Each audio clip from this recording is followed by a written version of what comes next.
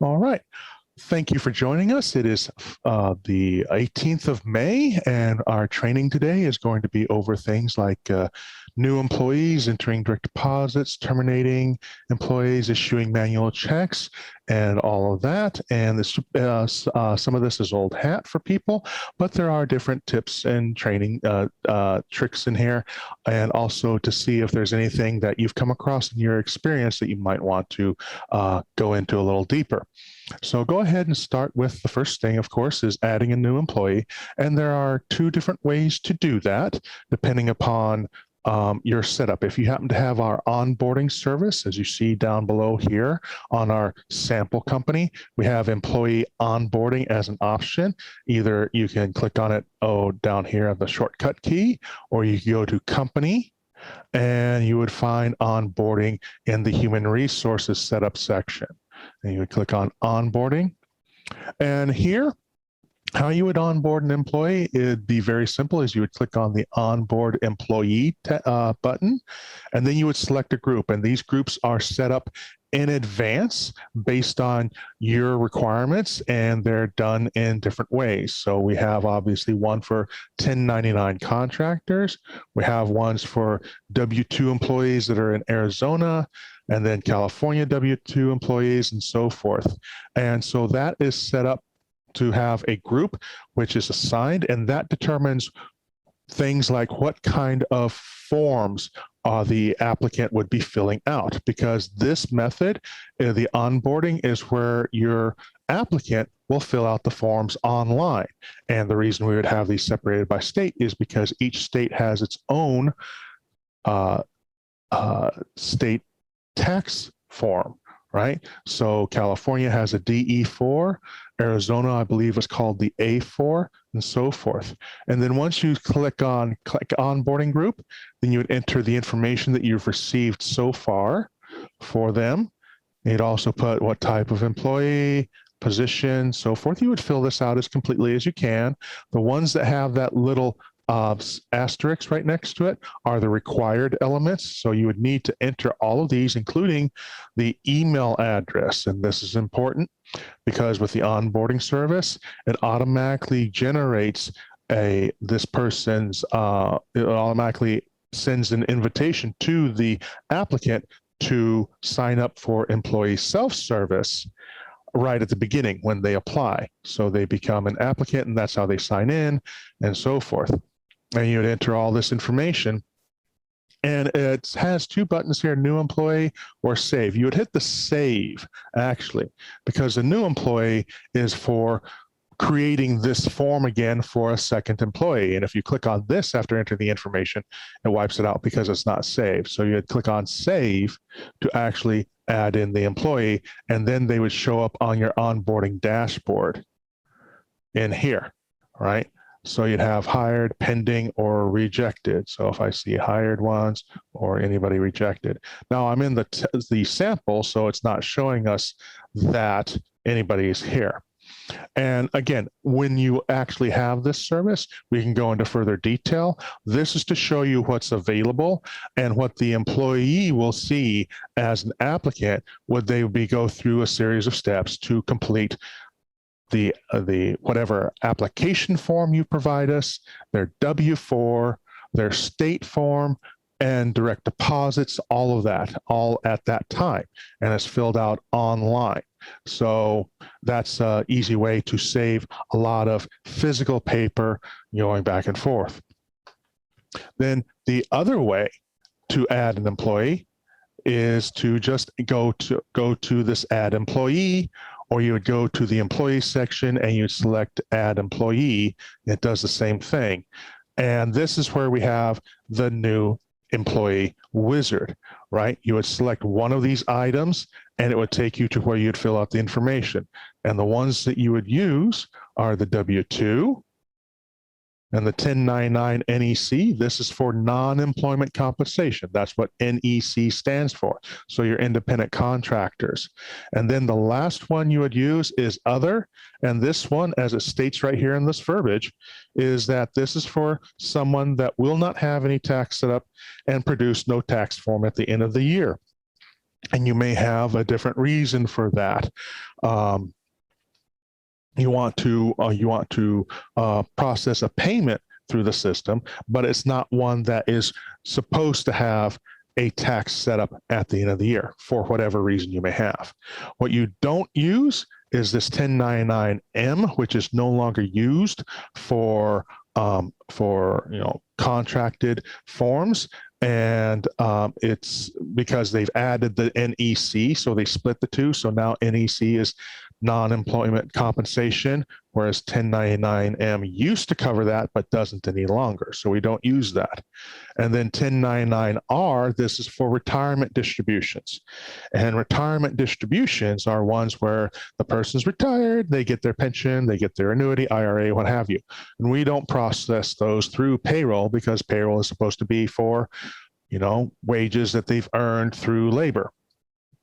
Retirement distributions is after they've been done working for that. So now the other thing I want to mention is if we click on Modify New Employee Wizard, and this is also something you can do on your side, is we can add or subtract items from being included to fill out. So we do have email address and personal email. That's for if you do happen to have employee self-service without having the onboarding, which is a possibility, where you want your employees to receive their check statements and their W-2s online, right? You want to have them pull those. Then you would be able to enter their email address and send an invitation through here. And so we also have these different miscellaneous fields, right? And these are ones, just like most of these are available for you if you prefer them. They're not necessary, none of those are required. We also have something like workers' comp code, which we can require so that you have to enter their code when you hire them. And that's a benefit for running those workers' comp reports in our system to help you with the premiums. That being said, if you do have them in here, you do need to let us know whenever the rates change. And they do change with every policy period end or beginning. So you want to get that to us when you can so we can set it up so that it's accurate. Otherwise, when you run the report, it could have last year's rates, and that would not help you with determining your premiums. And also there is in here where you can mark it. This is the web clock enabled. This is if you happen to have our time and attendance with our third-party vendor that we are integrated with, Swipe Clock, and this will enable the web clock to be appearing in employee self-service so they can log in there, clock in, clock out, that kind of thing. Okay, and all these other items. So this is where you can tell it if you want to have that information in there or if you don't want to have that information in there. And so we go back to the new employee wizard after we make our changes, and we hit save, and then we go back to the new employee wizard.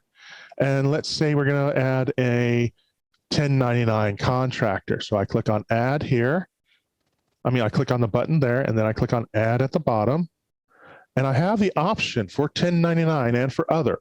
I have the option of designating it as a business.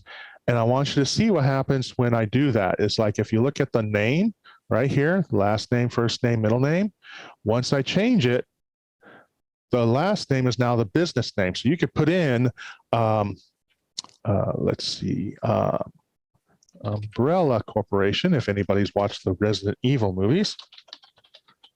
And you can put in the tax ID number that they have, 1, 2. And it's in the format of a tax ID number where it's 2 digits, a dash, and then the rest of the number. So you can put that in there, and you can put in the address. And then when you get to the tax portion, you can just skip right by it because we do not withhold taxes on 1099s. They are responsible for their own taxes because they are independent contractors. And now if you'll notice at the bottom of this section for the basic information, it's got start over on the left and department and status on the right. These are the buttons which I can use to basically manage my workflow. So if I hit start over, it takes me back. It's asking me if I want to save these changes, and I do not. It takes me back to where I can select. Let's say I entered 1099 NEC in error. I want to do a W-2. And so I click on add. And so I'll put in, say, their social security number, 1, 2, 3, 4, 5, 6, 7, 8, 9. And so it tells me that there's other people in here. So I would just do 9, 1, 2, 3, 4, 5, 6, 7, 8. Okay. So also there's a message. If it's missing, you can mark that. But what you do want to do is you do want to have the social security number entered, as right as soon as you can. You should be getting that on the application that they filled out or on the W-4 for sure, because that's basically required on those forms. The reason being is it has to, be recorded. We need to record it at the end of each quarter. With the state, we need to tell the state how much each person has earned, and the social security number is reported on the state tax return to show that, right? And also at the end of the year for their W-2s. We want to make sure that the wages are reported correctly. Why? Because this goes to their social security benefit, right? So if it's not reported correctly, then the benefit that for what they've worked is not applied correctly. And so we're going to go ahead and enter, let's say, Bruce Wayne. He's a very popular guy lately. There's a movie coming out with him in it or multiple variations. And we do have for gender, we do have in California where you can mark it as refused, non-binary, or unspecified. So we do have those options available. You would also enter the date, say 01/01. 1973, and of course, number 1, Wayne Manor, Gotham, and I'm going to say California, yes, and then, okay, now we can also, like I said, enter their work email, right? So,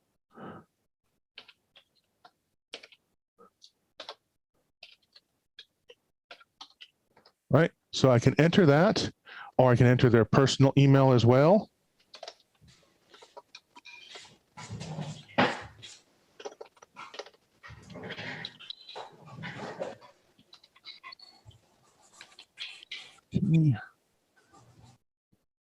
All right, and then department and status. So this is where, for our sample, we have a variety of divisions and departments set up, right? And these are all required in here. So I'm going to put, let's see, management, general. I'm just going to fill these in, make stuff up here, instructor, and 100. So you would fill these out based upon your department setup. Now, a lot of you could have where it's just everybody's under all employees. So you could do that. And then hire date, you'd make sure the hire date's in there, workers' comp, and select what's appropriate. Web clock enabled is already checked off, so we don't have to worry about that. Pay settings. Now, the pay type, this is specifically for the onboarding service. So it's linked here, but it's not to be used here. So what you would use instead is the pay details. So salary, let's say 9,000 a year or 9,000 per pay period. And we'd mark it as being per pay period because, of course, Bruce Wayne is a rich guy. And then we can also fill in these other items if they apply. So salary, if you had clock badges, if they were tipped or not tipped, if they were overtime exempt, if there's a job code that applies. So I'll just go ahead and put in a job code, right? And all of that. And then you go to taxes. Now, here's the funny thing about taxes. And now what I'm going to do is I'm going to pull up a form W-4. We've gone over these before, but it's still something that is problematic. So this one, the reason it's problematic is people are still working under the assumption pre-2020 that all you do is you enter your personal information, marital status, and the number of exemptions. But federal rules have changed. There are no longer personal exemptions. Instead, it's asking if there are multiple jobs or spouses work under step 2. And you follow these, and this has changed. This form used to have a link to a calculator, but that's not being used right now. So that's why it says reserved for future use. Instead, you would use the multiple jobs worksheet on page 3. and to enter the result in step 4C below, which is, 4C right here. Or if they meet the requirements on step C, then they would just mark this box. And this is just standard. Do you have 2 jobs, right? If there are only 2 jobs, right, you and your spouse work, the wages are, roughly equivalent, or you have 2 jobs, the wages are roughly equivalent, and all of that. Now, that multiple jobs worksheet, that's on page 3 right here. And this is where they would fill that information out. And when they're done, right, whatever they enter in this on this step right here is going to go to step 4C on the first page. So we do have this here, as well as this chart that would be used as well. All this comes with a W-4. As you saw, I just Googled Form W-4 and it brought it up. It also comes with a sheet of instructions so that they can use that. And we really do recommend that the employees read that. You shouldn't be telling them how to enter this, just to follow the instructions and to review this to make sure that they didn't put something in here that's obviously incorrect. So they should be filling out things like their first and last name on step 1, their address, their state, town, zip code, city, their marital status. And then the number one thing I see that gets skipped is a social security number. They do want to enter that because this is a form that it's supposed to be provided on. Okay. And then once they either follow this step 2 and either they check this box, or they run through the worksheet and then enter the amount in step 4, or they don't, then they proceed to step 3. Right? This is where they do the dependents, and it should be a dollar amount. It shouldn't be a 1 or a 2. It should be a dollar amount, either a something that you would be a multiplier of 2,000 or 500, right? And then step 4, this is where they enter other income not from jobs. What could that be? Things like interest, like bank interest, dividends, retirement income, that kind of thing. And the deductions is if they are going to claim deductions other than the standard deduction. Again, it states right here what it is. And then the extra withholding, this would be either they put in a voluntary amount or they put in the amount that they figured on the worksheet. Now, step 4 is the only optional one. They do need to at least answer correctly. Steps 1, we'll go back to it, step 1, steps 2, step 3, and step 5 where they sign, okay? And that's filling that out. Now that they filled it out, how do you complete it on the employee? Well, I'll go back to Dash, and right here we have step 1C and step 2.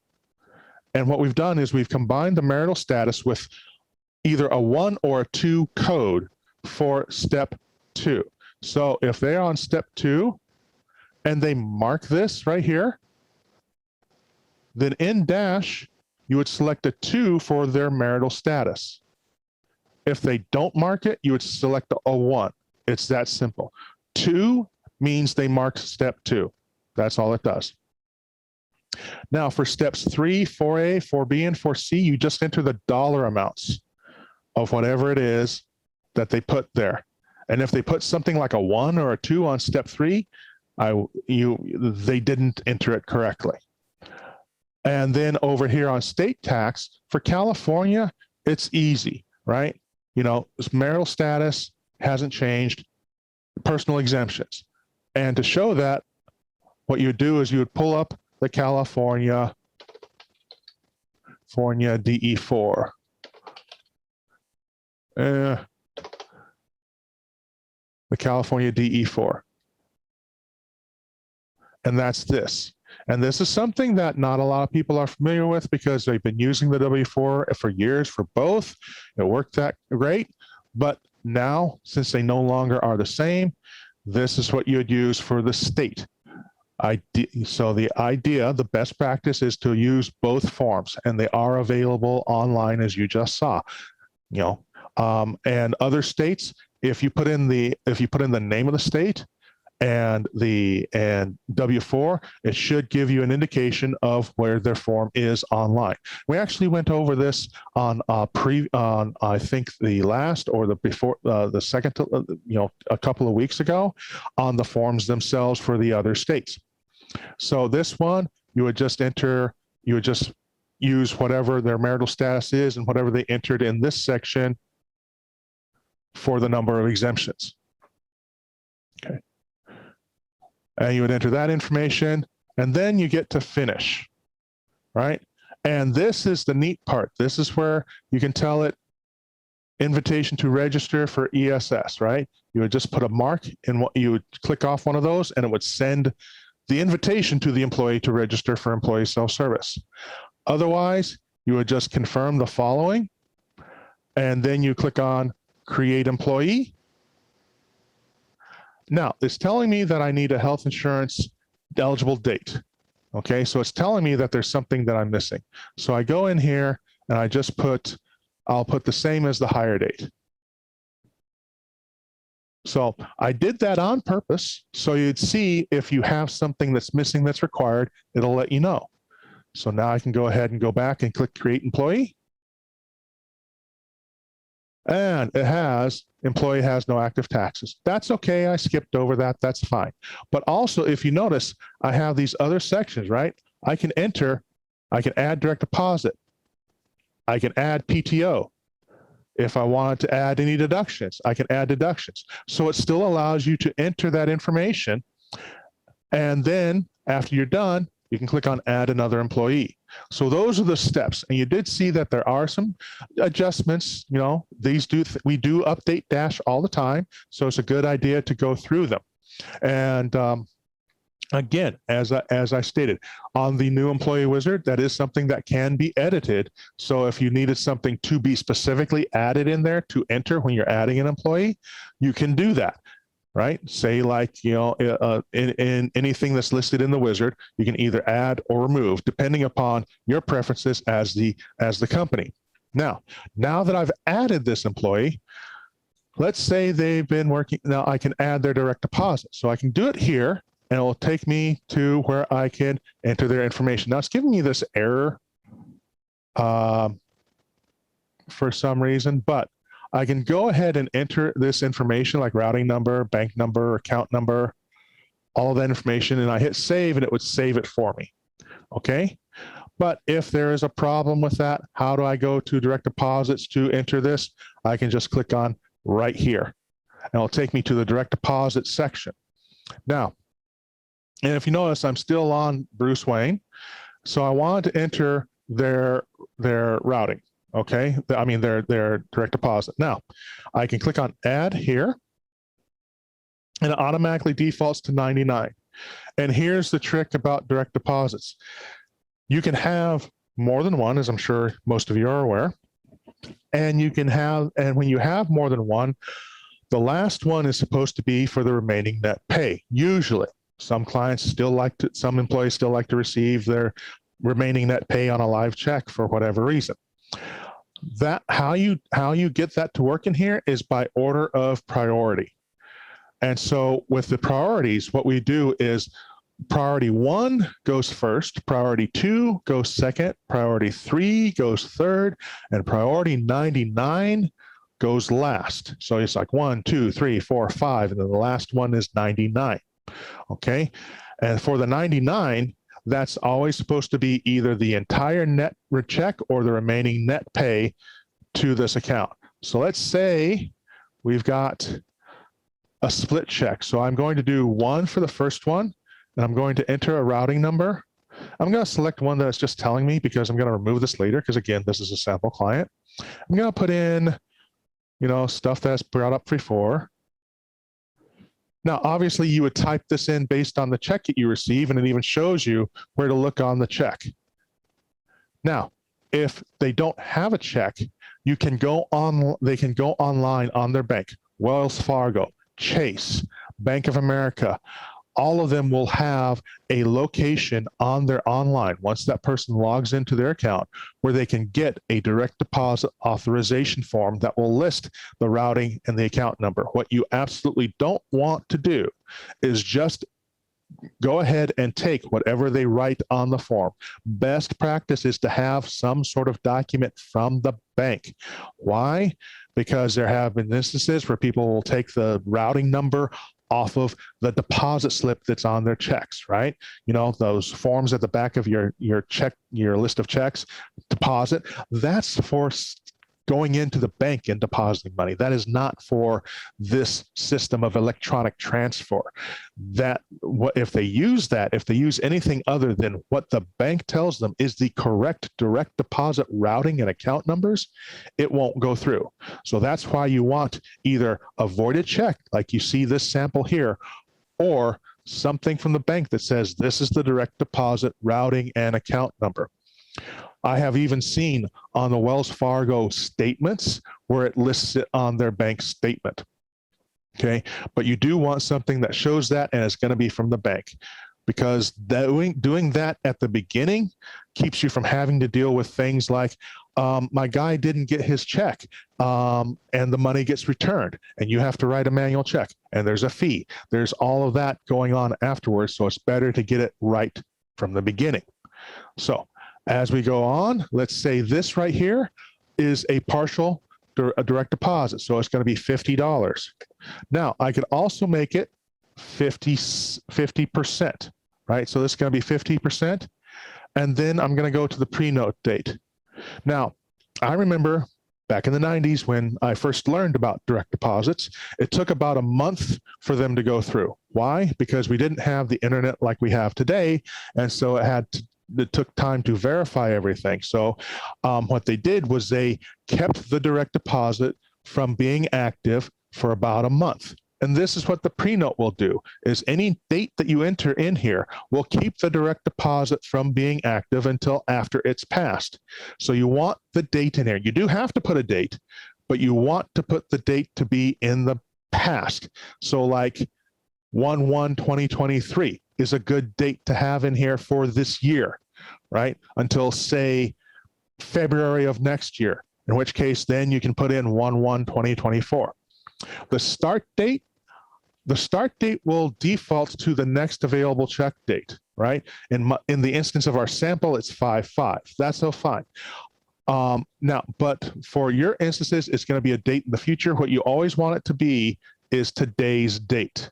Why? Because if you have to add a special payroll in between, you want to make sure that this direct deposit is active. And the start date is another date, just like the pre-note, that determines whether this is active. If it's in the future, it's not active until that date has passed, or until we are at least on this date. If I'm on the 18th, then I'm good. The difference between that and the pre-note is if I'm on the 1st, it won't go through. So this is how you would enter a partial. Let's hit save. Okay. And let's see, show all direct deposits. Okay. Why is this showing in the okay. So if I put, let's see, because of the check date I'm on. So if I change this to the 5th, let's save. Okay. So it's still there. The reason it did that is simply because the check date that I'm on in my company is the 5th. So it's considering this, the 18th today, to be a future date.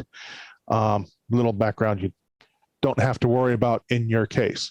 Now I want to add a second one, and this is going to be my remaining net pay. So the priority here is correct. And so I'm also going to be putting in here an account number. All right. All right.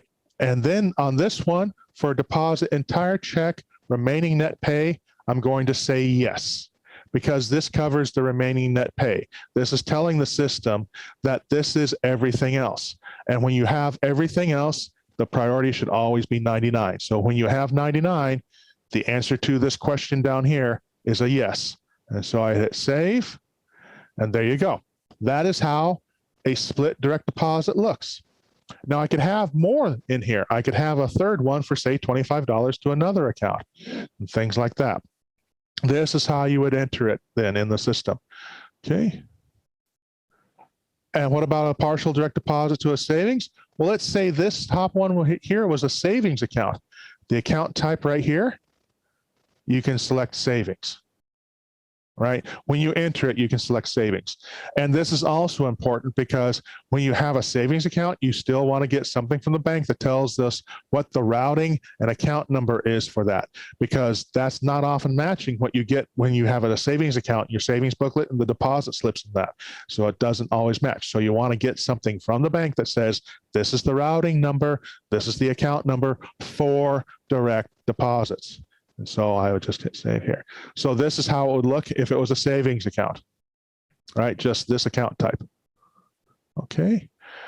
And now so let's go ahead and delete these because this is my sample. Yes, I know, and we're not processing payrolls on this one, but still I want to make sure that nothing goes into anybody's account by accident.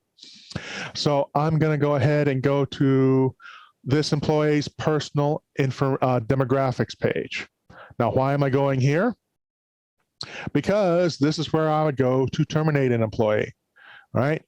Now, if you were normally navigating through here, if you went to home, right? Where do I go for an employee? You click on employee up at the top.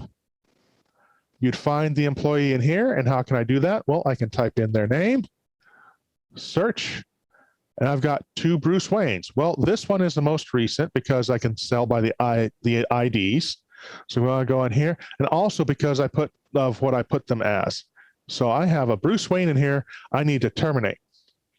So I'm in here, and it says, and the employee has no active taxes. That's fine. That's what we saw when we went through the new hire process, because I explained what the taxes were without setting them up.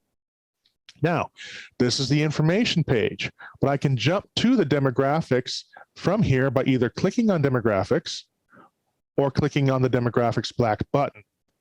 So I click on, but I like the menu, so I click on that right here. And over here on the employment status, this is where I would terminate them. And so I'm going to do that by going to the employment status right here and clicking on termination. Now it also has leave of absence here. You can use this for leave of absence. The procedure is the same. It's just the code is different. Okay. And so I click on terminated. And now it has a termination date. So let's say the termination was as of 5/18. Okay, but the effective date I'm going to put as 5/5. Why? For the same reason that I changed the direct deposits, because that's the current date in the system based upon the check date that I happen to be on. Okay, but you would be putting whatever date that you're entering this. Okay, normally.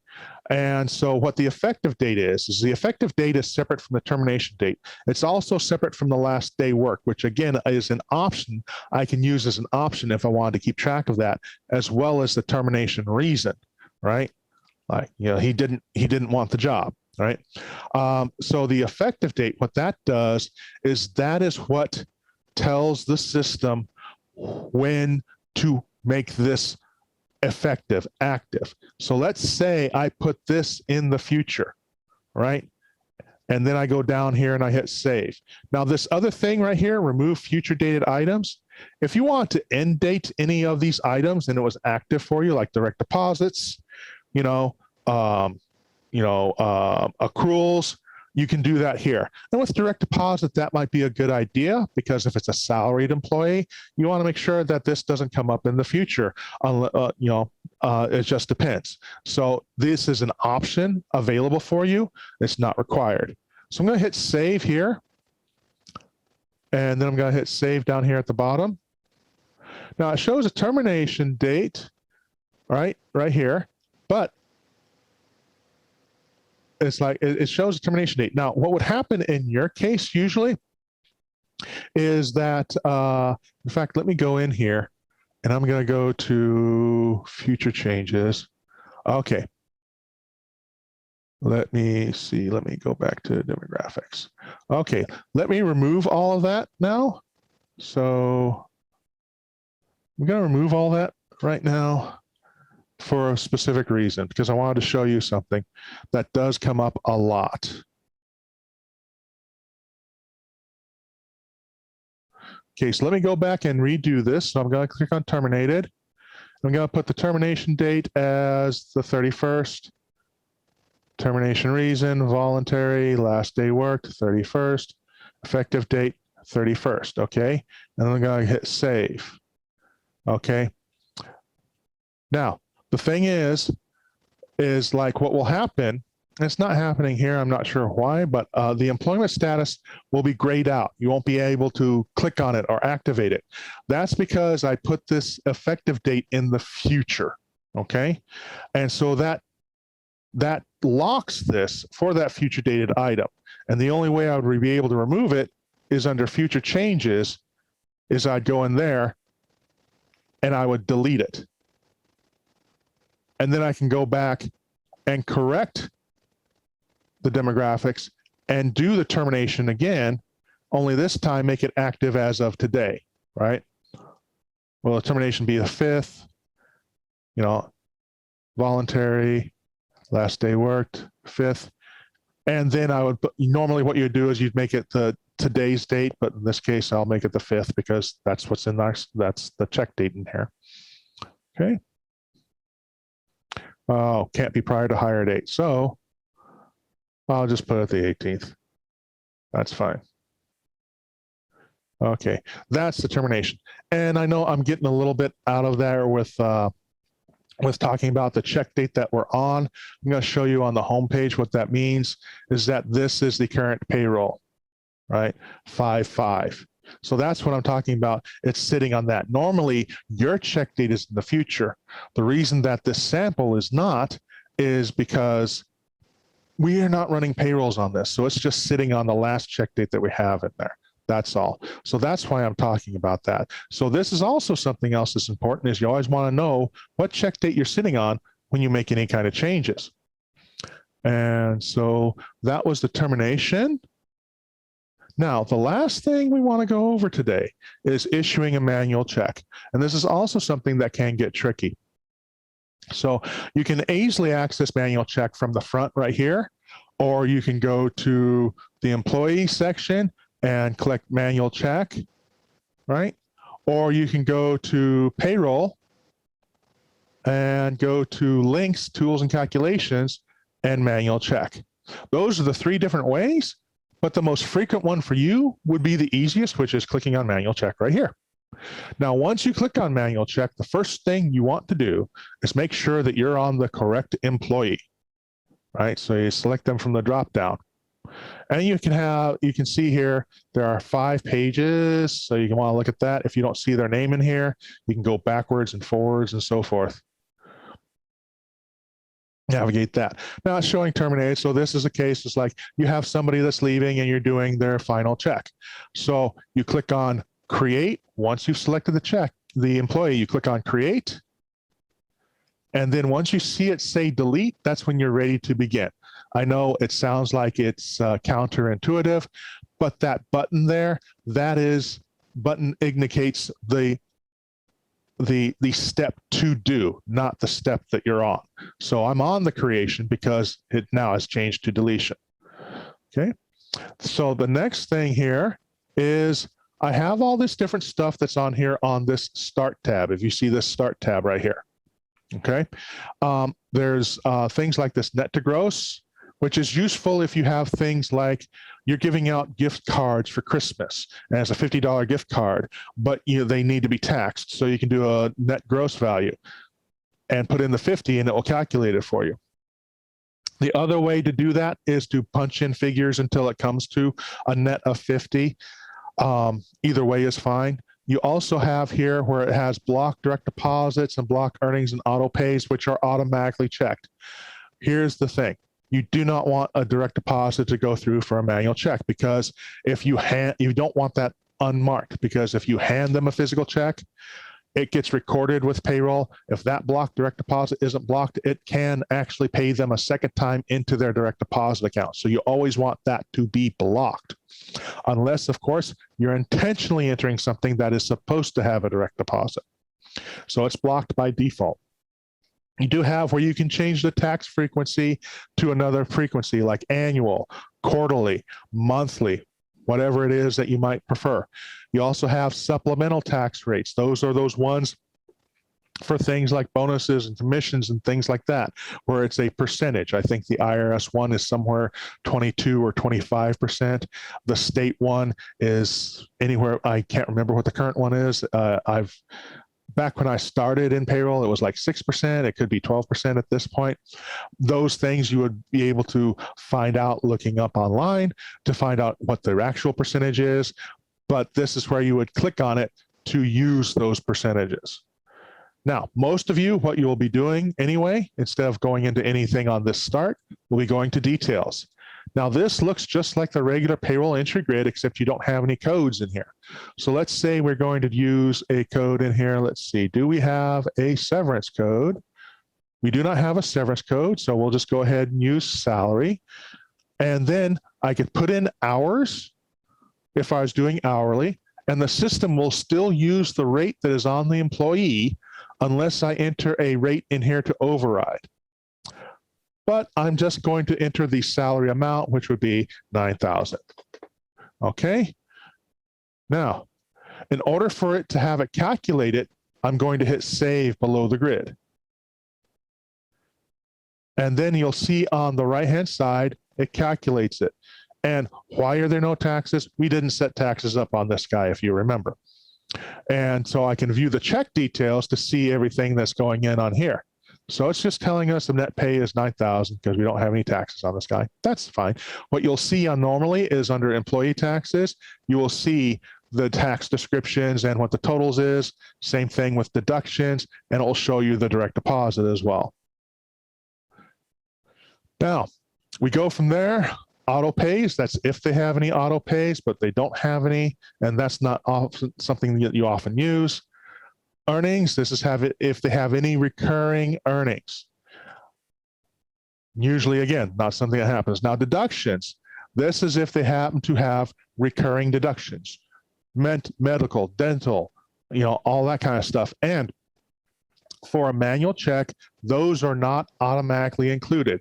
What you would see here is a list of deductions, and then you would go through and check them off. So let's get off of Mr. Bruce Wayne. I'm going to delete this, and we'll go to somebody where we can see that in action.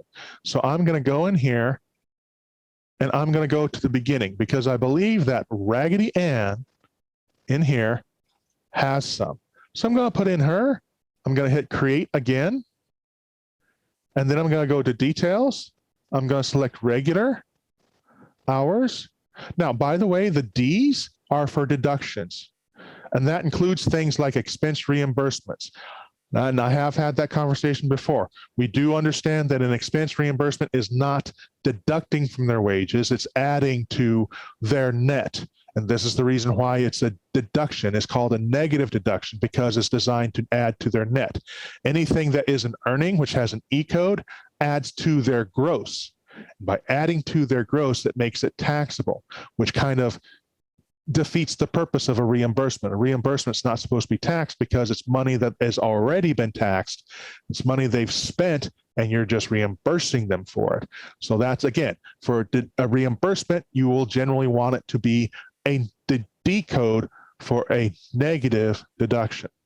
Okay, and that does come up. So mileage reimbursements, phone reimbursements, generic reimbursements, things like that.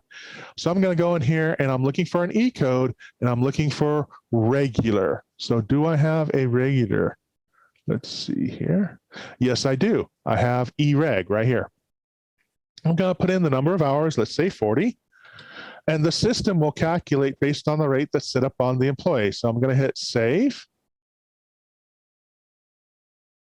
And there we see this one actually does have taxes. So if I click on view check details, you'll see them here.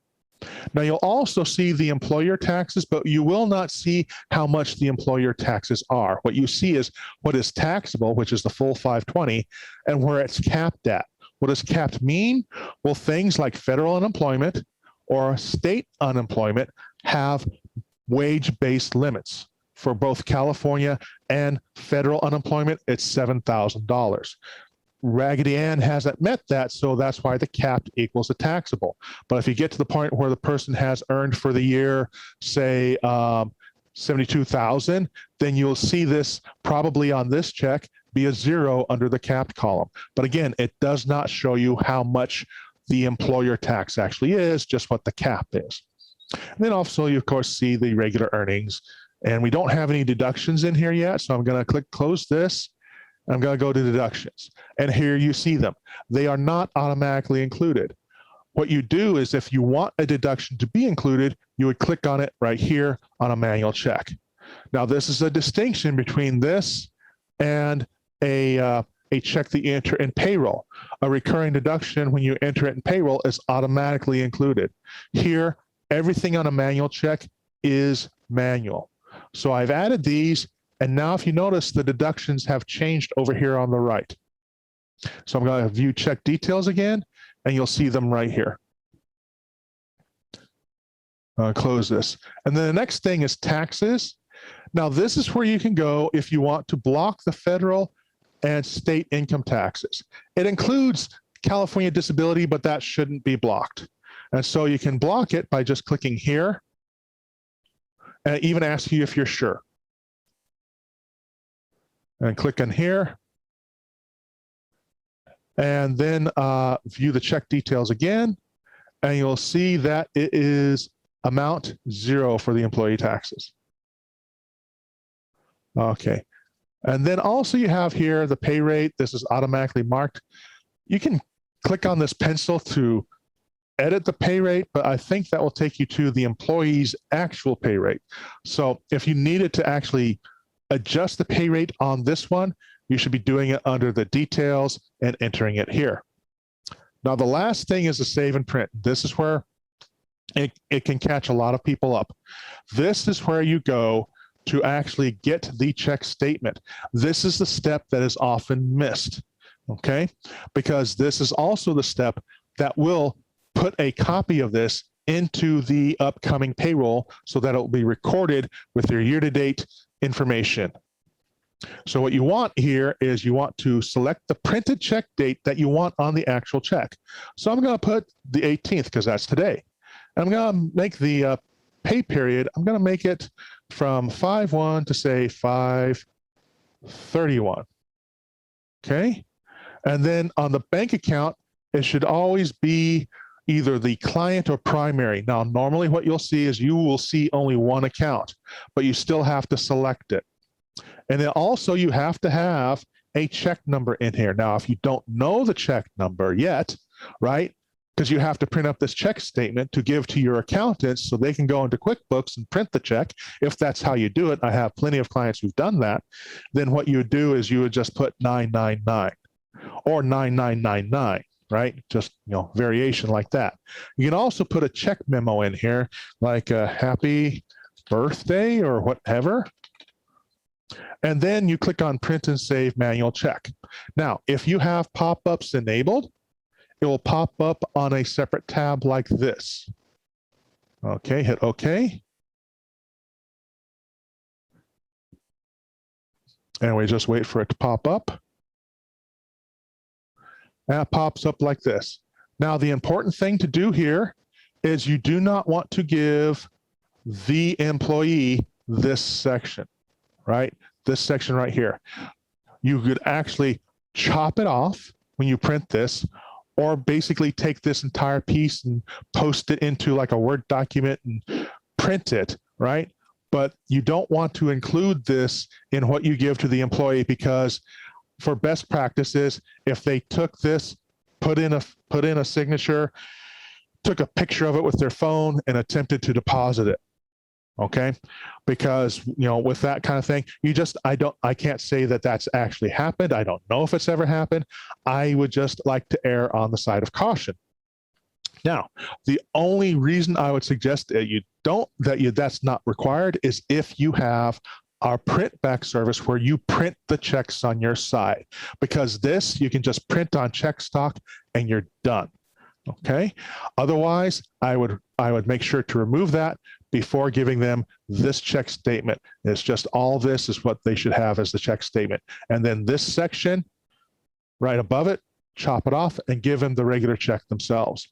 Now, as I said, it pops up on a second tab if you're in Google Chrome and if you have pop-ups enabled. If you don't, you can just sit here and click on Finish down here at the bottom, and then go to Reporting and go to My Completed Reports, and it's right there. You would just click, and you can click on that, and it's the same thing. Okay.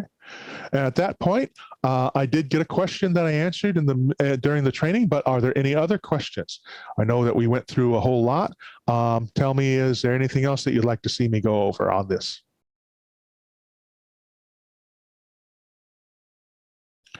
Okay.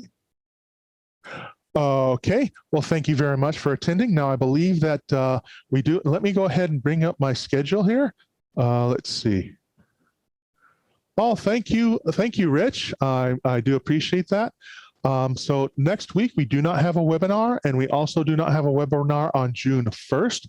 We will be back again on June 8th. I'm not sure exactly what the training will be on at this point, but Sandra will be back in order to be able to explain what that is. We will go through it at that time. In the meantime, guys, enjoy your 2-week vacation from these trainings, and hope to see you again on the 8th. Thank you very much for your time, and you have an excellent day.